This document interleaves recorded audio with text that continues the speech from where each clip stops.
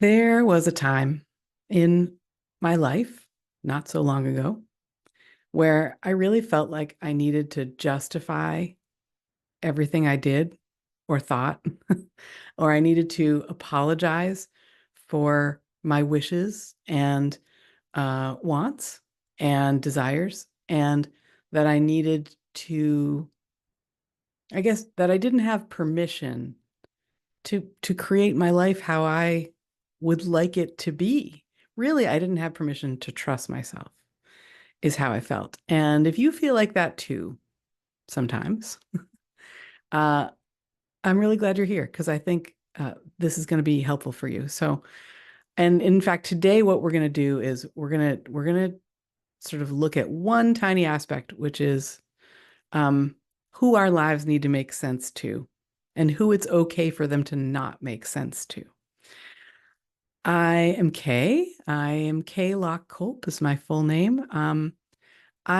For more than 30 years, have been I think, well, I've been an educator, I've been a coach, with a real curiosity about human development, human dynamics, human relationships. My work started with children, with very young children, and why they do what they do. And what I've really noticed along a career that has taken me, oh my goodness, from that work with very young children in running a classroom, helping found a program that is still in existence today in the town where I grew up from the time that I was 9, and really worked with young children in a way that works for them and their families and is like super ethical and joyful and really treats everyone well. Going all the way from those roots all the way on up to today, where I support um, people who have a wish that they would like to bring about for themselves. And gosh, this can be everything from I worked with a billionaire once who wanted to write their book and didn't feel like they had the permission to do that. I worked with someone once who wanted to not be blackmailed anymore, someone in the public eye who wanted to not be blackmailed anymore. Um, Mostly it's not so dramatic. Mostly it's people who just would like to feel content in their lives. And really, I've really thought that or been reflecting that all of the work that I do comes back to the idea of trusting ourselves and of realizing that our lives only need make sense to one person, and that is us. And so that's what we're going to focus on today. And I think before we go there, I would like to say thank you for being here. This is the beginning of a brand new channel in YouTube. Um, I've been a successful coach and creator now for several years. I'm an award-winning author and artist, um, and successful author and artist and coach. And that's saying something, in a world where people can feel so judged and like they don't have permission to. What I really wanted to be doing was making art and writing and coaching, and now I'm well paid for it, and I am helping people create the impact in their lives that they couldn't even envision when we started, and now, whew, it's fun to watch where they go. And so every episode of this show will really be some aspect of helping us stay true to ourselves. And it's not going to be advice because that's really not how I roll. There's enough advice giving, I feel like. So sharing stories, sharing tools, sharing um, my life experience, and always through a lens of what's going to be helpful for you in trusting yourself, in making your life be what you want it to be, even when other people do not approve, you know? Uh, and yeah, so let's dive into today's because I think it's a good place to start. Um, I don't know if you've ever thought of it this way, that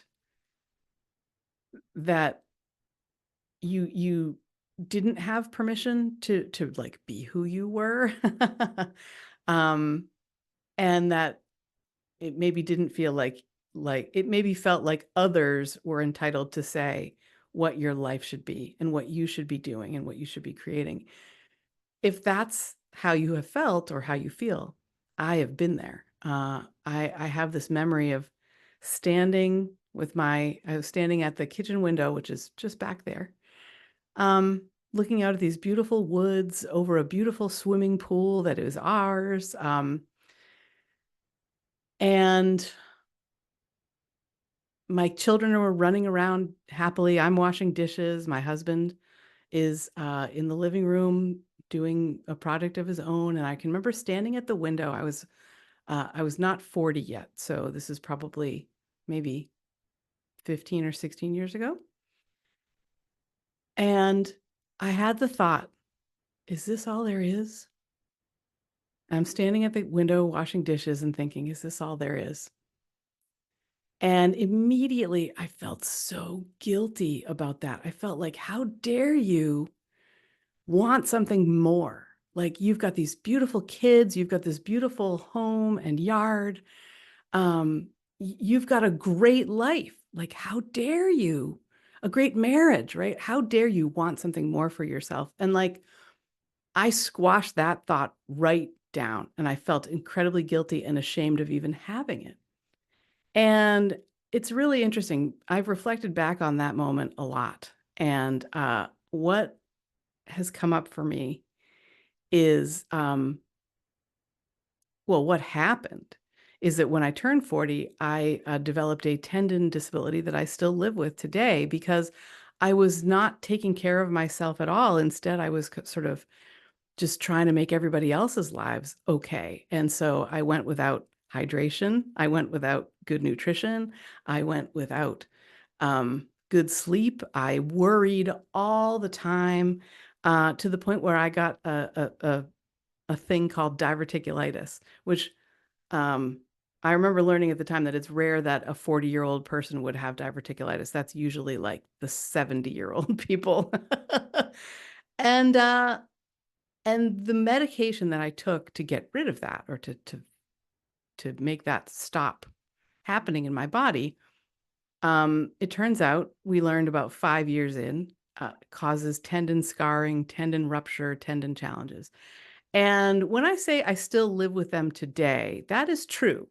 I remember a rheumatologist probably about 6 years in basically saying like, yep, you're that one in a million who's going to live with this forever. And when she said that, I know I needed a wheelchair for many months, probably about 12 months, 18 months, something like that, because I could hardly walk at all. And then I lost the ability to use my hands more than um, about 5% of a typical person. And I remember the rheumatologist saying, once I was kind of back on track with all of that, but still needing super maintenance. And so even today, I only have about 50% use of my hands, which is amazing when I had, basically none. But it's nowhere near what a typical person has. And what I've learned is that I can live a really full life. And my work that time was to accept the rheumatologist basically saying like, this is your life now. Like, this is what you are living with. And there isn't a medication that's going to take care of it. Um, Physical therapy has been incredibly helpful, continues to be incredibly helpful. And one of the best things about it is in physical therapy, that was where I learned that there's no like operation that's going to fix this. It affects all my tendons, right? The only thing that fixes it is self-care. So there I was at the window at, say, 36, 37 years old, wondering, is this all there is? And feeling so stressed about was it going to be okay? How was our world going to be okay? How was my child going to be okay? Not that there was anything wrong with them. It was me worrying, right? And trying to make things be the way that I thought they should be for them. And then at 40, I get this tendon disorder that I don't even know. I have no idea what's coming. I mean, like it just unfolded, over years. And now here I am able to say I wouldn't trade it because the lessons have been amazing. One of the biggest lessons has been that I must love myself, and give myself good care in order to feel good inside. And then when I do, then that's when I can be really helpful for others, because now I'm not feeling uh, bad. My belief is that when people feel good, we do good things. And when people feel bad, we do bad things. Like, it starts with how we're feeling inside. And so I would say relatively recently is when I have figured out that my life doesn't have to make sense to anyone else. It only needs to make sense to me. And so for you, as you are maybe opening to that idea, or perhaps it's not the first time that you've heard it, um, that I didn't come up with that concept. It's something that I've heard sort of in the world. But I love it. I think it's a really special, it's a nice way to set the sails that, like, oh, no one else has to understand this as long as I do. And because of my background in human dynamics and my love of, I feel like I could talk about that all day. Not that you'll want to hear about that unless it matters to you because it helps you do something or create something that you want to create or do. And so if you're feeling like you do need to apologize for wanting what you want, or you don't have permission to live the way that you want to live, and that can mean everything from a coaching client I was just working with today, was sharing about how for the last couple weeks, since school has been out, since their children are, there's like been a summer break, um, they have not had to poke any teenagers to get up in the morning. And so they've taken their coffee out onto the back deck and they've listened to the birds. And this week, summer camp started. And so they were like, oh my God, like, I have to get back into the routine of doing things that they're old enough to do for themselves. But here I am, I'm the only one awake, worrying about how they're going to be late or how to wake them up or whatever. And like, so that's just one example. There's lots of, like, everything from that to, there was a time when I was a freshman in college in the School of Fine Arts of my university. I was told by my figure drawing teacher, you are not an artist, you should give this up. And he berated me in front of our class of figure drawing classmates. That wasn't a kind message. He was yelling it at me, and I did give it up. I gave up art, and I always denied myself the permission to consider myself an artist until I turned 50, and I thought, wait a minute, who gets to say though if I'm an artist? And so these pictures that you see behind the sunrise, and the other one, I know they're a little bit hard to see, but the sunrise is one, and then the other one is just this lovely pasture that I happened to pass on a walk one day, and I plunked myself down and made a painting of it. Um, who gets to say if I'm an artist, right? My life only needs to make sense to me. And giving myself that permission has meant the world.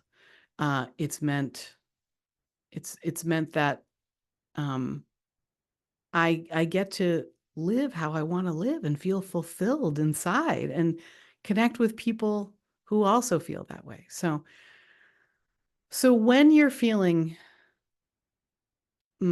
frustrated or challenged by this, particularly if you're hearing, a voice in your head that's saying, you don't have permission, that's basically saying, like, who are you to do that? Like, this is your job. You made this bed, you better lie in it. Like, um, the first thing that was helpful for me, and the thing that I'm inviting you to do today, well, I think really the first thing is to understand that this is a process. So over the weeks that this channel is unfolding, you'll be able to come back here for messages of kindness and love and support. And I'm cheering for you as you're doing this. So know that it'll take a little patience, right? It took years to get to this point. So it may take some time to undo it, but probably not as much time as you might think. I mean, it was a matter of, once I had the concept of, like, wait a minute, who gets to say if I'm an artist though? I think it was about 4 months between then and when I won a prize for a piece of art that I created. Um, that's not a lot of time once the brakes were off, you know what I mean? So who knows what's possible for you, right? So first is simply to understand, okay, this is going to take some patience. Rome wasn't built in a day. I'm along for the ride. And if you are, the next step is to get curious about whose voice that is you're hearing. Like, whose voice is that? Is it yours? Is it your parents? Is it your spouse's? Is it a coworker or a boss or someone who has had, when they were maybe saying those words for real, was feeling bad inside, so then they expressed that by doing something bad, which was telling you something shitty, right? And just noticing whose voice that is can be so helpful because uh and I mean, so another example for me, that voice was, and sometimes still is, like my own 14-year-old self, which I didn't feel that great at 14. Like there was a lot going on that was not making me happy. And so, of course, like what happens when someone feels unhappy? They tell themselves unhappy things and mean-spirited things. So, so that we do this for two reasons. One is to gain ourselves a little bit of distance from it, like to get a little bit of perspective on this voice. I think the other thing that it does that it did for me is it helped me realize, oh, I'm not the only one, repeating these things to myself and sort of being unkind to myself or hearing these voices, these negative thoughts and acting on them or believing them. So one is accepting that this may take some time. Two is noticing whose voice this is. And three is being able to distance ourselves from that, not because we're pushing it away, but because we're saying, oh, that makes a lot of sense that person, not honestly, not that makes that it doesn't have to make a lot of sense why that person said what they did. But since our lives only need to make sense to us, uh, we can say, oh, it makes a lot of sense that I would take that way. And and and and then notice what happens. Perhaps write it down. I've been, taking notes in a journal. Not for that long. I've probably only been doing that for about 12 months. Not even, probably 10 months. And it's really interesting to go back and see like what I was thinking and the growth, I guess, is really kind of what's been interesting to see.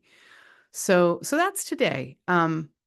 Noticing, bringing patience, noticing, and then just being curious about this, this entity that we have in our minds, that this sort of self-talk.